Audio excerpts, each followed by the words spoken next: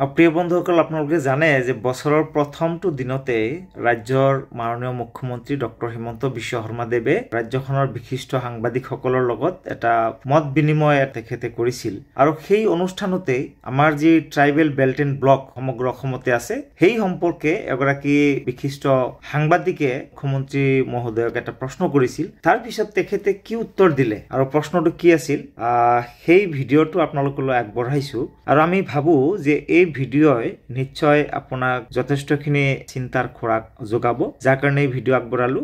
Tribal belt and ব্লকত এতিয়া অসম চৰকাৰে এইবাৰ সোণাপুৰত যি সহকাৰে জনজাতি খণ্ড আৱেষ্টনীৰ ৰুলছ ৰেগুলেশ্যন মানি কৰি মেলি লৈ তেওঁলোকে 1500ৰো অধিক বিঘা মাটি বেদখলমুক্ত কৰিছে আৰু আমিও যি সময়ত আজি 4-5 বছৰ ইয়াৰ কিছুদিনৰ আগতে 154 বিঘা মাটি এই ট্ৰাইবেল বেল্ট এণ্ড ব্লকৰ পৰা আমি বেআইনীভাৱে যিসকল লোকে কৰিছে আমি কৰিছিলোঁ এটা সৰু সংগঠনৰ যোগেদি।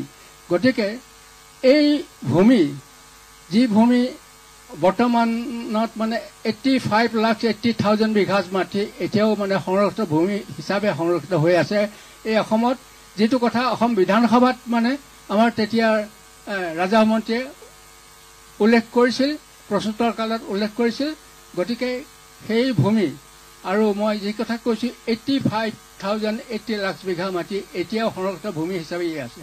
এই ভূমিখিনি সোণাপুৰৰ দৰে কেতিয়া মুক্ত কৰিব, মুক্ত কৰি আমাৰ যিসকল লোকে প্ৰাপ্য লোক আছে তেওঁলোকৰ মাজত এইবোৰ মাটি ঘূৰাই আনিব পাৰিব। এই সম্পৰ্কত আৰু এটা কথা কওঁ, অলৰেডি জনৈক বৰাই মানে এটা হাইকোৰ্টৰ কেছ কৰিছে। হাইকোৰ্টৰ কেছত অলৰেডি চিফ জাষ্টিছৰ ৰিপ্লাই মানে জাজমেণ্টত এনেকৈ দিয়া আছে, অসমত যিমান মাটি ইলিগেল মাটি হৈছে সেইবোৰ মাটি উদ্ধাৰ কৰিব লাগে। সেই দিশত অসম চৰকাৰক আমি ৰিকুৱেষ্ট কৰিব বিচাৰিছোঁ। গতিকে সেইবোৰ মাটি যাতে উদ্ধাৰ কৰি আমাৰ অসমক ৰক্ষা কৰে, জনজাতিসকলক ৰক্ষা কৰে, যিবোৰ সংৰক্ষিত শ্ৰেণী পিছপৰা শ্ৰেণীৰ লোক আছে তেওঁলোকক কাৰণে সেই মাটিবোৰ যাতে দিয়াত সহায় কৰে, ইয়াকে কামনা কৰিছোঁ।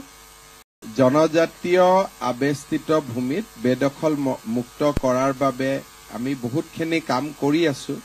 খালি এভিকশ্যনবিলাক খুব ভাল সিদ্ধান্ত নহয়, কাৰণ ইয়াত এটা হিউমেন ছাইড এটা ওলাই আহে, কোৰ্ট কাছাৰীৰো বহুত কথা থাকে। কিন্তু তাৰ মাজতে আমি যিমান পাৰোঁ কৰি গৈ আছো আৰু যোৱা 3 বছৰত বহুত মাটি আমি উদ্ধাৰ কৰিছো আৰু এই প্ৰচেষ্টাটো আমাৰ অব্যাহত থাকিব। আৰু আমি ভাবো যে কচুগাঁৱত যেনেকে কৰিছো তেনেকে আন বিভিন্ন স্থানতো আমি ট্ৰাইবেল বা জনজাতীয় লোকসকলক আমি তেওঁলোকৰ সন্মান আৰু অধিকাৰ দুইটাই দিব পাৰিম আৰু আমাৰ এই ফাইটটো অব্যাহত থাকিব।